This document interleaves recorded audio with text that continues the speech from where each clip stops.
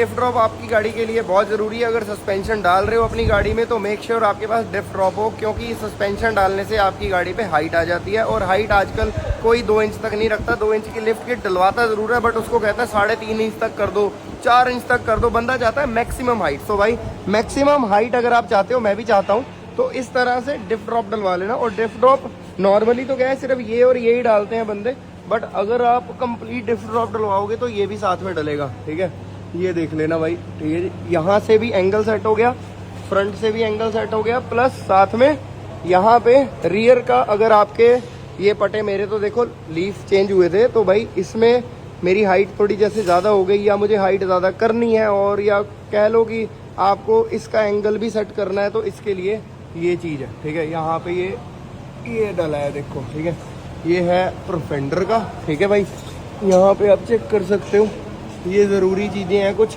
इससे बेसिकली है आपकी गाड़ी की परफॉर्मेंस बढ़िया हो जाएगी।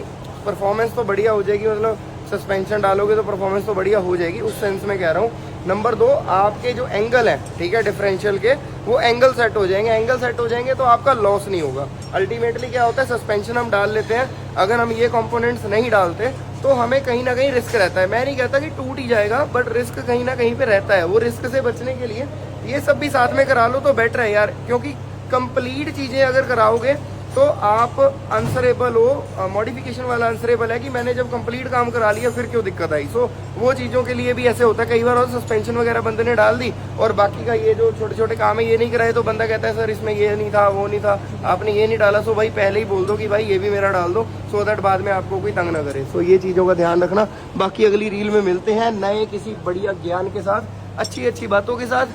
हाइलक्स की लुक साइड से दिखाऊं, ये अभी इस पे बहुत काम हो रहा है, बाकी के काम भी आपको गिना दूंगा। ये खड़ी है स्टैंडर्ड की हाइलक्स, स्टैंडर्ड हाइलक्स, और इसमें कोई ज़्यादा अंतर नहीं है यार। और अगर कोई मैनुअल हाइलक्स ले रहा है ना, मैनुअल लवर है, तो manual lover manual base model ही ले मेरे हिसाब से, क्योंकि उस पर 10-11 लाख रुपए लगा के ना ज़्यादा बढ़िया बन सकती है।